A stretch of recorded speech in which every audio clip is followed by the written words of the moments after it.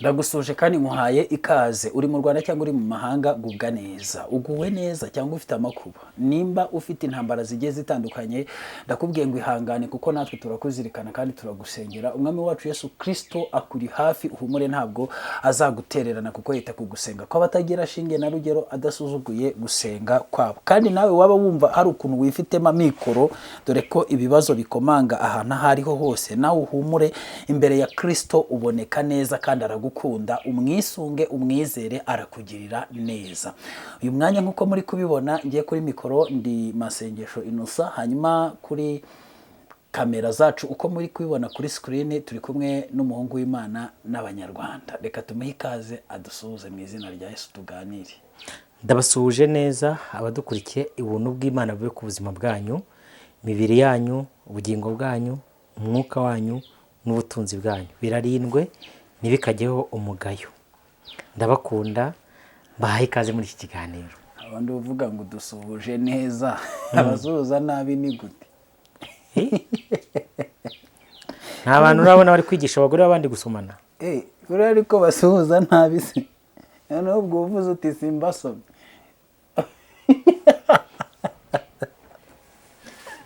Komereza ikiganiro twakirinda mukaye yawe mu izina rya Yesu kandi abadukunda n'abadukurikiye bose bagubwe neza mu izina ry'umwami wacu Yesu Kristo. Umeze neza? Nukuri ndashima Imana pe. Ni byiza ko dusuhuza abantu b'Imana neza kuko indamukanyo zabaye nyinshi. Buriya mba mbivuze ngushotora ariko sinyobewe yuko hariho n'umuntu ugusuhuza kandi akaba hari n'ibindi bintu agusigiye kandi biragukozaho tapandirwa akagukozaho urumva wakwikiriza ubwo nyine umutuka burakoze urumva rero Imana igumugisha nyine ujye usuhuza abantu b'Imana neza. Ariko abantu badukurikiye mwari muzi ko ano mashene amwe yo kuri YouTube aterekereweho yaragurijwe andi yerejwe tabatera ubwoba bakajya bareka kwirebera ibyo bareba neze nabo ko batazi impamvu babifana kandi ari ubukozi bw'ibibi nabo bajya bakumva agatima kari kubabwira ati mufane yoshyiraho $1 yohereza hariya muhamagare fata nimero ntabwo baba bazi impamvu baba bazi ko ari ukubera uburyohe bw'ibyo bari kureba. Umuntu ari kukwigisha ibintu by'amoko ngo uraryohewe umuntu ari kukwigisha ubusambanyi ukanabushyigikira umuntu ari gufata umuryango w'undi muntu akawubahuka akawusenya bagasenya urugo umuntu ari kuvuga uburyo yakoze divorce ari gushishikariza abandi gukora amadevorce bakajya barara kuri za mashini zibakorera gahunda ngo wafashijwe nawe ukohereza ntabwo baba bazi ibyo ari byo ariko Imana yo mu ijuru ibatabare kandi bagire neza. Twinjiye muri icyo kiganiro gutyo uyu munsi tugiye kuganira ibintu bikomeye ubwo mise numva ko ari na base n'ubundi twinjiriye aho twari dukwiriye kwinjirira. Ubuzima bw'iki gihe bwarahindutse cyane mu guhinduka k'ubuzima kandi bwahindutse mu buryo bwari bwo bwose haba mu buryo bw'ubukungu haba mu buryo bwa politike mu mibereho haba mu buryo bw'imibereho rusange mu muryango haba mu buryo bw'imiryango kuko donc ibintu bibaho byose byarahindutse. Hari umukobwa w'ishiki wacu ujye uvuga ati kuva 2020 haje indi sinshya zabyaye amahari niko nkunda kuvuga zabyaye amahari. Hari mwene data ujye ukunda kuvuga ngo turi ku rugamba. Yego uyu munsi nibwo nuje iri jambo rivuga ngo turi ku rugamba. Yego ndarisesengura. Hari umugabo umwe yararwaye araremba noneho arembye umugore aramubwira ati sha nzongere ndebe ka kaguru kawe kwirirwa gukanaga ryama hasi wumve aramubwira ati ntabyo wari uzi ati yaba wari uzi yuko ubu ndyamya ari bw'isi ndi kuyizenguruka none ati ngarukira hafi ati ubu none no muri Amerika ubundi najyaga ngera akaguruka atari kubundyamya ati umenye ko no mu Burusiya nsigaye ngerayo.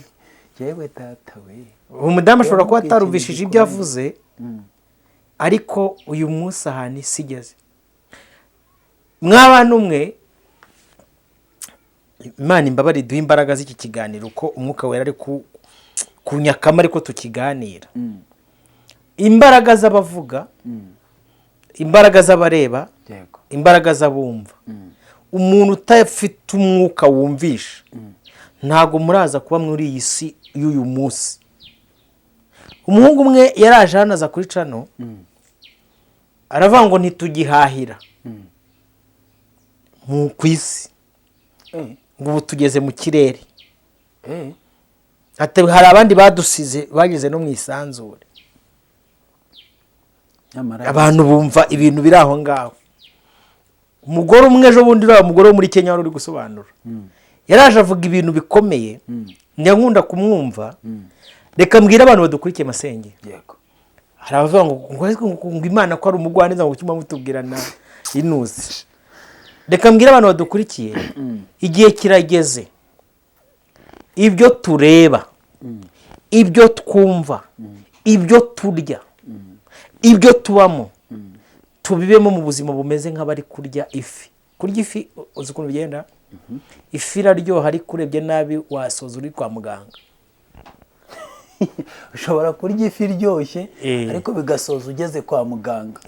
Kandi nta muntu ugera kwa muganga aguwe neza gutyo, birumvikana. Biba byagenze gute? Harimo utuntu turi mu ifi. Hari ifi igira amahwa. Yego. Hari igihe ukamanura kubera uburyohe kagera hano kagahita gashinga mu muhogo, ugenda utanzitse. N'uyu munsi abatwigisha, ibyo batwigisha dukwiye kubaho tubyuza nk'abarya ifi. Doko ni ukurya tujonjora. Yego. Kandi turi menge, turushijeho kwitonda cyane. Ifi nubwo iryoshye, ibyo uri kureba inyuma bayikaranze, iri kujejeta ibirungo, bigakubitira kuri apeti ufite. Ariko bagashyira ingredient ku ruhande. Hari abahanga bazi gusaturamo ibirayi inshuro enye akazengurutsaho. Yego. Agakubitaho n'agasalade hafi aho. Nubwo ubona bimeze bityo, ariko kubirya birasaba kwitonda. Ntaki kirayi mira nk'ibisanzwe. Yego. Agasalade ntacyo mira nk'ibisanzwe. Ako nujya kumira ifi, witonde cyane kuko bishobora gusa. Erega mayo ugeze no kwa muganga ukabaho, ubwo nabwo aba ari amahirwe. Hari igihe kamanuka kakageraho katari gakwiriye kugera, ubwo ukabura arangiye. Kandi niko abantu benshi bari kure.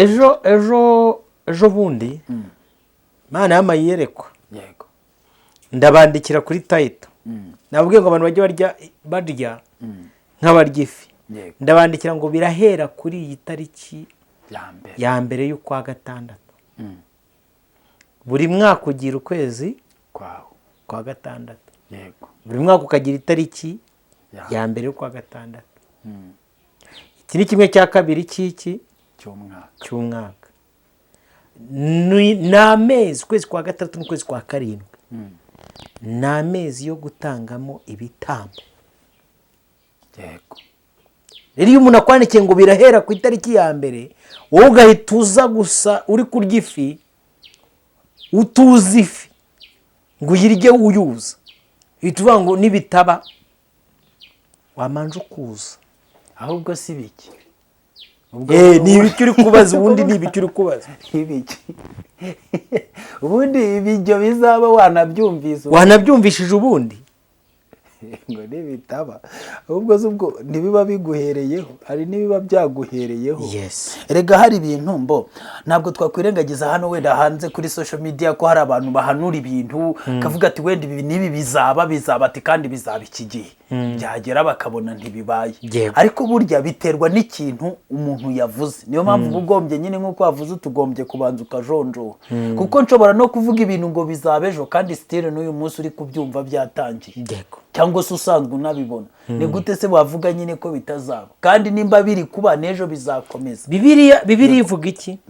Aravuga ngo ibihanurwa byose bigenzuzwa iki? Yego. Ibihanurwa byose bigenzuzwa iki? Ijambo ry'Imana. Kandi ubuhanuzi bwemerwe busohoye. Yego. Ese wamanje kugenzuza ijambo ry'Imana? Bibiliya ivuga iki? Yego. Twikomereza ikiganiro. Urumva hari ukuntu usanga buri munsi nyine abantu baba bari kureba bakavuga ati se ubundi ibi ngibi ko bitabaye bibarabihanuye ntibyabaye, cyangwa se bagafata ibintu nk'ibisanzwe, ukavuga uti babona umuhanuzi avuze ibintu cyangwa umuntu avuze ibintu ati niko mwabaye twarabamenyereye sha. Kubera iki? Kutamenya rya jambo ry'Imana rishobora kugenzura ibintu. Ibivugiwe mu mwuka n'ibivugiye mu mubiri bikaba bidashobora gutandukana mu matwi yabo tubwira. Ariko nyine nanone nkongera nkavuga ni bifite inkomoko ya karande yuko nyine abantu batigeze babasha kumenya ukuri. Kare twavuze ijambo ry'Imana rivuga ngo mbese ubundi bari kwizera gute ntawe babwiye? Ese ubundi bari kubwirwa nande ntawe batumwe? Nese nyine abantu Ikinyarwanda kirarushye, naringiye kubanga abantu bitumye nibo bababwira, abantu batwumva ukundi, abantu bari gutanga ubutumwa bwabo bitumirije ugasanga wenda n'ibintu biri kugorana. Robert, muri ririya hishurirwa wagize wavuzemo ibintu bigiye bikomeye cyane ku buryo abantu bamwe batabashije kubyumva. Ariko muri iyi minsi tumaze iminsi turi no gusenga, birashoboka ko hari icyo umwuka w'Imana yaba amaze kukongorera, cyangwa se n'abantu wabwiye ati nyamuneka mudusobanurire, sinzi niba hari icyo baba baragusobanuriye. Urumva kiriya kiganiro cyagize komenti nyinshi. Yego. Nagize n'amahirwe abera bitorero bamwe barampamagara turaganira. Yego. Nsenga n'Imana. Yego. Imishorire. Sibyo? Kavuga ibintu bitatu. Yego. Byonyine. Kamanze usome ijambo ry'Imana. Banza usome ijambo nta kibazo. Hari ijambo riri mu byahishuwe. Yego. Ibice 6. Sibyo? Umurongo wa 6. Yego. Haranditse ngo numva hagati y'ibyo bizima bine igisa n'ijwi rivuga riti urugero rumwe rw'ingano rugurwe idenariyo imwe, n'ingero 3 za sayiri zigurwe idenariyo imwe, naho amavuta na vino ntugire icyo ubitwara. Twihute dusome nanone mu byahishuwe ibice 18. Sibyo? Yego. Hagere rwose udusomere 18 uhere nko ku murongo wa hera kuri 11. Ibyahishuwe ibice 8 umurongo wa 11 ugere kuri 13. Yego. 11 kugera kuri 13. Ibyahishuriwe Yohana 11 haravuga ngo iyo nyenyeri 18 guhera kuri 18 nari nsomye 8 sore bambabarire. 18 guhera kuri 11 haravuga ngo n'abatunzi bo mu isi nabo bazawuririra bawuborogere, kuko ari ntawe uzaba akigura urutundo rwawo, ari zahabu, ari ifeza, ari amabuye y'igiciro cyinshi, n'imaragarita, n'imyenda y'ibitare myiza, n'imyenda y'imihengeri na hariri, n'imyenda y'imihemba, n'ibiti byose y'imihemba cyangwa imihemba ubwo, n'ibiti byose by'imibavu, n'ibintu byose byaremwe mu mahembe y'inzovu, n'ibintu byose byabajwe mu biti by'igiciro cyinshi cyane, n'ibyacuzwe mu miringa, n'ibyacuzwe mu nyuma, n'ibyaremwe mu ibuye ryitwa marimari, na mudarasini, n'ibinzari, n'imibavu, n'amavuta meza nk'amadahano,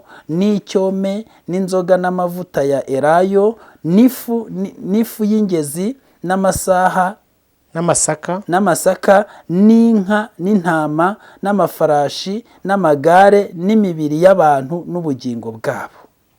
Kandi imbuto umutima wawe wifuzaga zigukuweho, n'ibintu byose biryoha neza n'ibisa neza bigushizeho, ntibazabibona ukundi. Imana igumugisha. Haye. Mbo ishurirwa nagize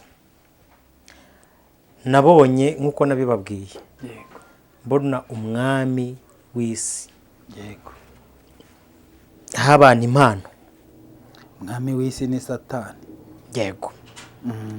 Abantu bose impano. Yego. Zigiye zitandukanye.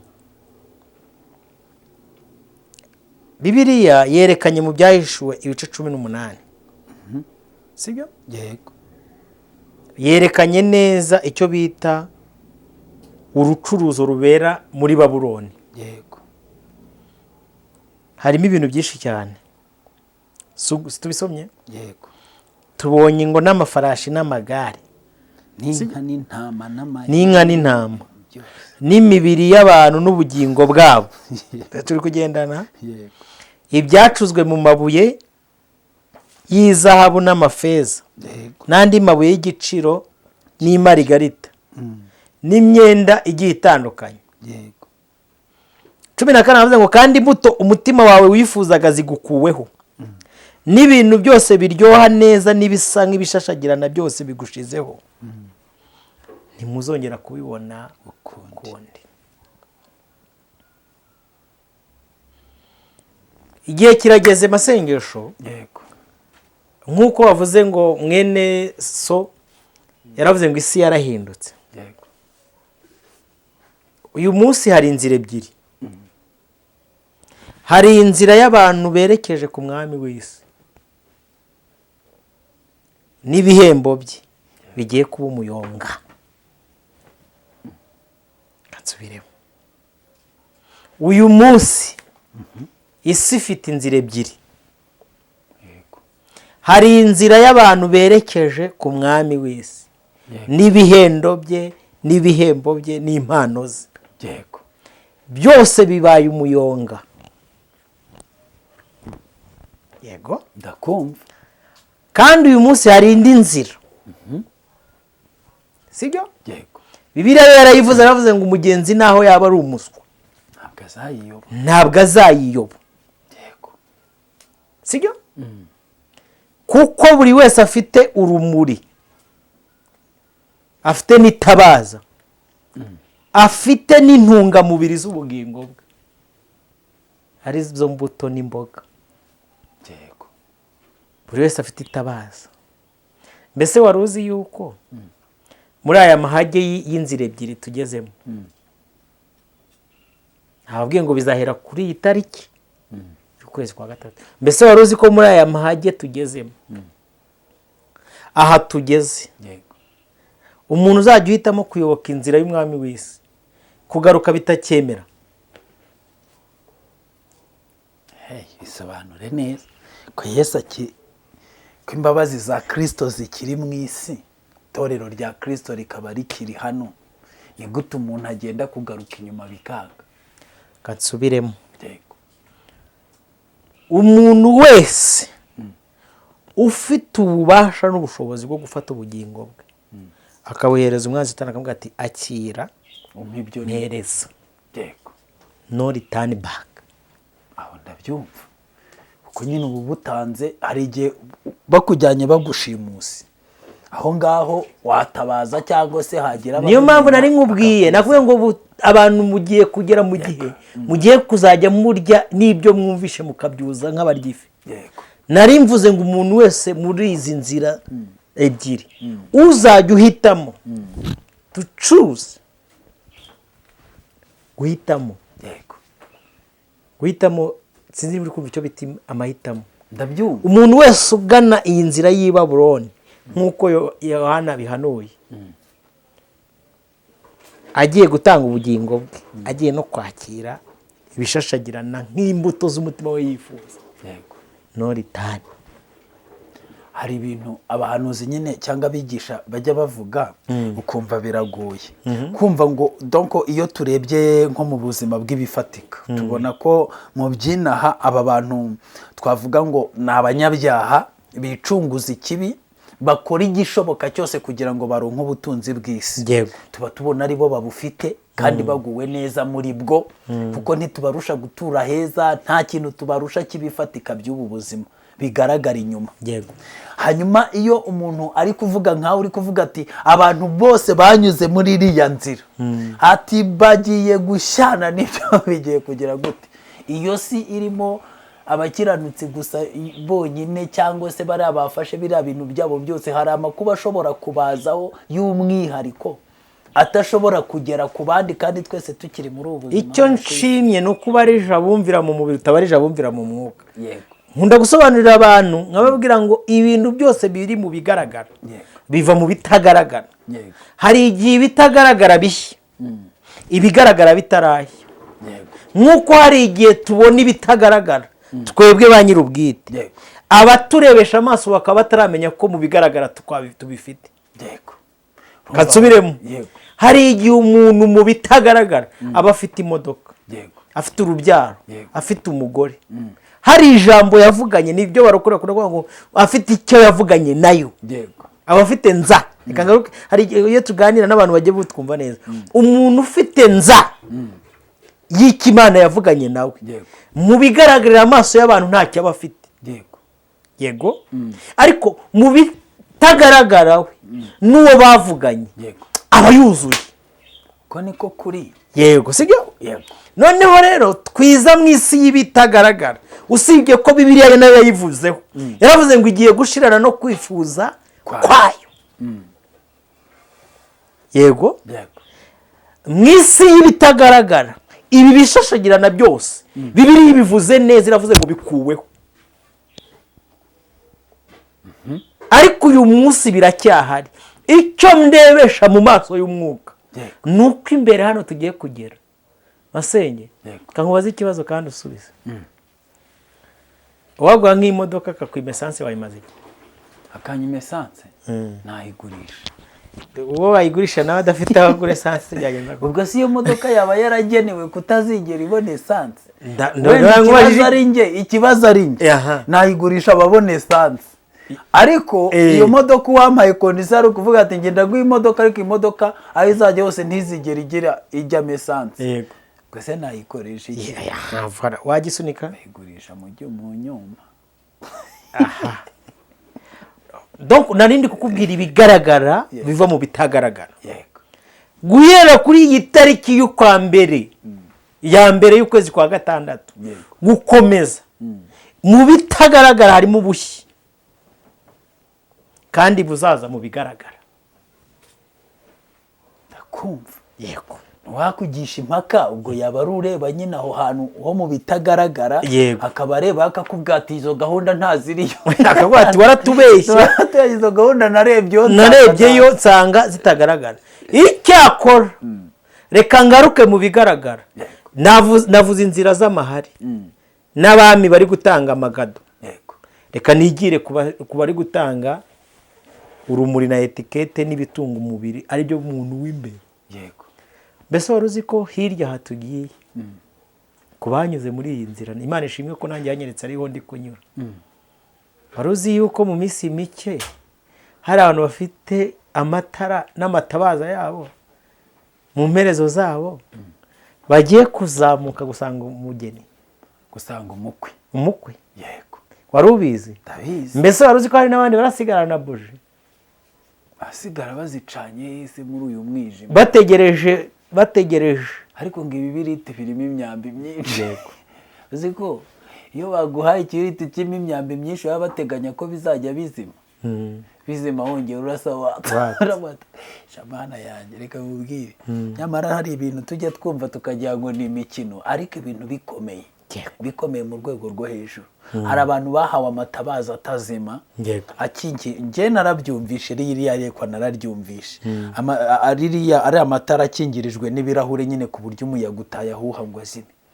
haba hari abandi bahabwa turiya dutadowa tw'urutambi umuntu akoza akatsa nyine bashyiramo peteroli, ngo abandi bahabwa amabushi. ibyo bintu byose birakomeye kandi harimo ibyiciro bitatu bikomeye. se wowe udukurikiye wumva warafashe nk'irihera? vuba aha ngaha uravuze uti abantu bafite amatabaza bagiye gusanganira umukwe. abafite buje bazamutegereza aje avuye mu bukwe. ko bikomeye. nimwahawe ibibiriti se? mwisi nigeze guhanura ndababwira hari umuntu wakoze Imana imuha umugisha. ndababwira ibi biganiro biri kuri iyi cano yitwa Yada mu bibike. hari igihe tuzaba twaratashye uri kumva bikazabagirira umumaro. Sinari nzi ko bazayisiba. Umubyeyi umwana ati Roba tiburiya muvuga ibintu nimwumva imbaraga zabyo. Arabifite arabidownloadinze byose. Reka da. Yego. Ngo nawe rero harimo umwuka w'Imana. Rega buri Imana ibifite ukuntu izajya igenda ikiza abantu bayo Roba. Ijambo ry'Imana avuga ngo umugenzi niyo yaba ari umuswa ntazayiyo. Ubwo Imana yabonye kuri we ko hari bigomba kuzamufasha kandi igiye gukurwaho. Aravuga ati we kuramo ibyawe nyine ubibitse hano hari ibintu bigiye kuba. Nuko umwuka wera agenda asura abantu. Gatandatu mu byahishura gatandatu twabonye ngo iki? Bintu bizahenda nyine ngo ikiro kizajya kigura idenariyo. Ibyo bisobanura igihe cy'inzara gikomeye cyane. Kandi ibi bintu nk'uko turi kuvuga ngo ibintu byarahindutse, hari abantu batabona ko buri munsi tugenda twinjira mu kindi cyiciro cy'uburyo bw'imibereho, haba mu buryo bw'umwuka haba no mu buryo bw'umubiri. Ibintu byose ngira ngo abantu baba babona bihinduka, ariko ntibazi n'ubihindura. Ariko bantu mudukurikiye ubundi izi shanjoma climatique, shanjoma vitale, shanjoma donc muzi ari ndubihindura. Baba bazi ko bigera bigahinduka, birikora. Ubwo nyine ngo ni Imana yabiremye gutyo. Ese nyine hari abantu batarengeje aho ngaho, amaso yabo atarenzaho. Ariko icyo twashakaga kuvuga wenda muri iki kiganiro cyane, ngira ngo hari wenda abantu bari kugenda basobanukirwa byinshi bigiye bitandukanye. Wavuze ngo mu isi y'ibidafatika cyangwa mu isi bitagaragara hari ibintu byatangiye gushya. Hari inkongi y'umuriro. Uranaje guhita nkubita umutima kuri nka ziriya ntambara ziri kugenda ziba. Ndavuga inti disi buriya wenda nk'iriya miturirwa iri kugenda imarundwa na za misile, wabona mu isi y'umwuka yaratangiye gushya. Ziriya zatangiye kumanurwa. Urabona nka cyagiye California ishya. Yego. Los Angeles. Yego. Los Angeles uzigiye yatangiye guhira mu mwuka. Yari imaze igihe kinini yarayiye. Uzabaze Simpson niba ujya ukurikira Simpson. Nyine biragora kugira ngo wenda ubwire abantu b'umubiri uri kuvugira mu mwuka. Mu by'ukuri biragora cyane kandi biranaruhije cyane. Abantu barakureba bakanavuga bati wasaza ahari. Uko bisa kose nk'ubu ngubu umuntu uba waragiye akabwira abantu bari kubaka hari za Tel Aviv cyangwa se iriya miturirwa yose yo muri Iran n'ahandi hose bakavuga ati hosha mwaretse kubaka ibi bintu kuko mwabyihoreye. Baramubwira ati wagisazi we siko wasaze.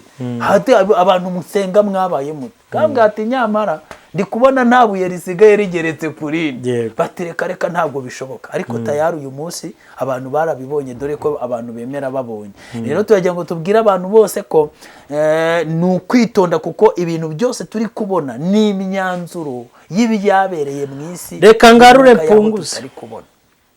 Reka mbwira abantu ko ibi bitangaza byose mwahawe na ba mami na ba dadi na apotre n'abandi bose nabonye mu mwuka byose byarahiye. Akabura byatangiye no gushya bibacumbira. Wajya ubona ko byatangiye gushya. Bibacumbira hose ntibibacumbira. Iyo umuntu agusezeranije ntubyane. Kasezeranije bose bagakora divorce. Imodoka uguhaye ukakurenza umuhanda. Hari ugushya se kuba kurenze. Yaguhereza amafaranga ugakora divorce. Kandi ubwo guharashigikiye umuryango. Ubwo se hari ugushya kuba. Donc hari ibimenyetso biba binagenda bigaragarira abantu wenda nubwo batabyitaho. Kubera ko abantu Satani sinzi nimba ari ukubahubika cyangwa ari ukubajijisha mu buhe buryo ku buryo umuntu areba ibintu ntabyiteho. Akavuga ati wapi bana biriya birabaye byari ibintu byari busanzwe biri bubeho. Nyine ntiyiteho ngo avuge. Hari n'uhita avuga ati ariko biriya bintu ati ubwo ibintu byose bizashyara. Nyamara ijambo ry'Imana ritubwiye iriya Babuloni ko abantu bazayirira buriya wenda dukunda kubigarukaho, sinshaka kubivugaho cyane ibintu by'urucuruzo, uburyo inka n'intama n'ihene n'imaragarita n'amabuye y'igiciro cyinshi bicuruzanwa n'imibiri n'ubugingo by'abantu, urumva, kandi ngo ibyo bintu bikanezeza abantu bari muri ubwo bucuruzi, ariko nyamara ngo Babuloni nihirima bazaririra uwo murwa wabo bavuga ati ye baba we buraducitse turayenze, ariko turagira ngo tubabwire ko igicuruzwa gihenze muri ibyo byose byavuzwe kiri ku isoko ni ubugingo n'imibiri. uzi abatipe babicuruza ntabwo bapfunda ubushumi bw'inkweto zabo. Ubugingo n'imibiri, hari n'igihugu nk'uwawe asanga baracurujwe umwaka ushize ukabura aho gusa uzi ngo utegereje ngo itariki. nyamara Imana ijya idufasha kandi irengera abantu, Imana irengera abantu bayo. Gusa reka tugane ku musozo. Icyo nabwira abantu b'Imana badukurikiye, ubutumwa dushaka kubaha dusoza, yego, ibihe turi kwinjiramo ni ibihe bigoye umwana w'Imana ahava akagera, kandi bisaba ko ugomba kuba wariyemeje kugeza no ku rwego rwo kuba wanapfira uwo wamenye, ariko nanone no kugira ubwenge hakiri kare ugahumuka ukamenya uko ugomba kugenzura ibyo bihe, kuko Yesu Kristo azarinda agaruka abantu bose abizera bose abakene bakiri mu isi, abarongora n'abarongora uko byari biri ku bwa Nowa ni nako bizaba bimeze. Kandi nanone turashaka kubwira abantu ko no mu gihe cy'imyaka 7 ya Antikristo yuko abarokore nabwo bazaba bahari bagitegereje Yesu Kristo, ariko bakwiriye gutekereza kuko ntuzi ngo uri mubaye, nimba uzazamuka mu itorero you don't know, nimba uzasigara kuri iriya myaka 7 ugahangana na Antikristo ntubizi. Ikintu rero nge nabwira abantu nibatangire kwiga ubwenge bwo kubaho. Bantu mwifitiye amasambu, mwese mwahindutse abagoronome,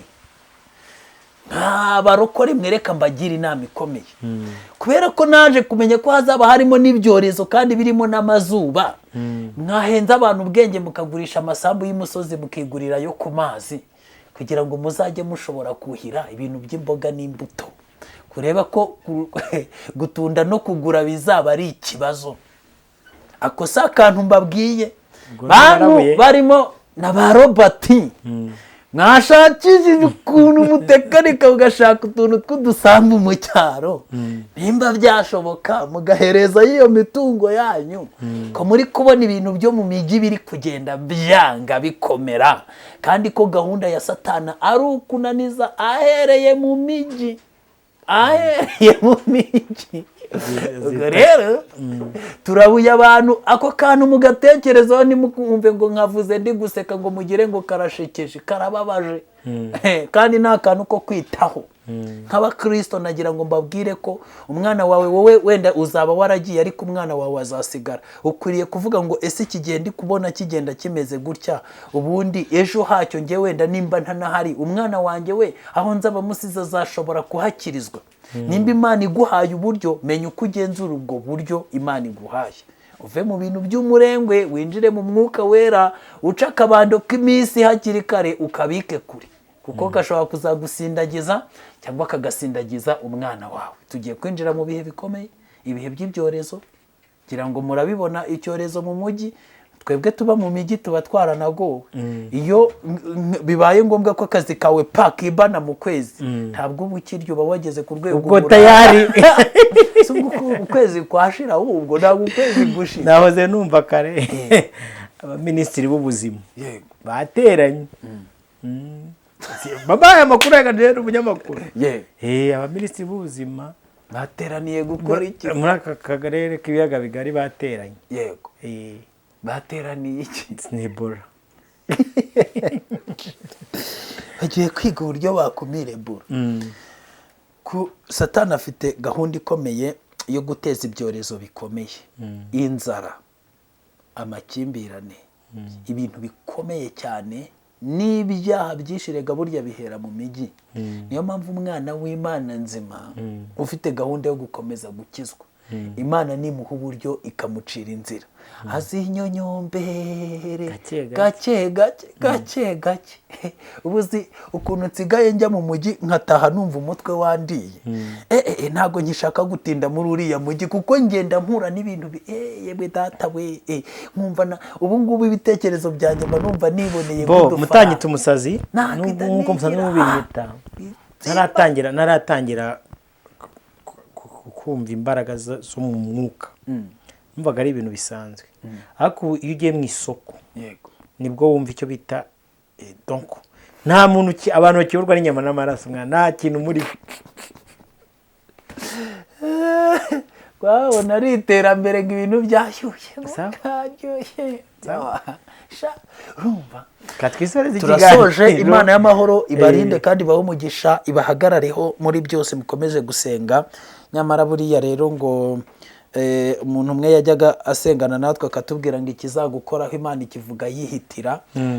Petero yaranditse ngo basitara ku ijambo ntibaryiteho kandi ari bo ryagenewe. Ariko we mwene data wari udukurikiye, reka nkwifurize ko utarisitaraho gutyo ngo ugende gusa, ahubwo rigira icyo rigusigira mu mutima wawe, cyane ko Imana iba iri gutuma intumwa n'abahanuzi, nyamara Imana ikagerageza kubikubwira mu buryo ubwo ari bwo bwose. Nahawe rero ho kugira ngo ayo makuru umwuka w'Imana baguhaye uyabyaze umusaruro. Dushimiye Prince Robert waduhaye uyu mwanya wo kuganira nawe kandi ibintu bikomeye umwuka w'Imana munyujije. Imana igumugisha. Imana igumugisha. Reka nsoze gutya mbabwira yuko imbaraga zose nyinshi zose zimubona mu isi azingiye mu butaka. Buri ubutaka rusura nk'uko ngo tujye guhinga mu cyaro n'iki cyose, nujya utewe n'umwuka wera, ubutaka bufite imbaraga ziruta nuko mubitekereza.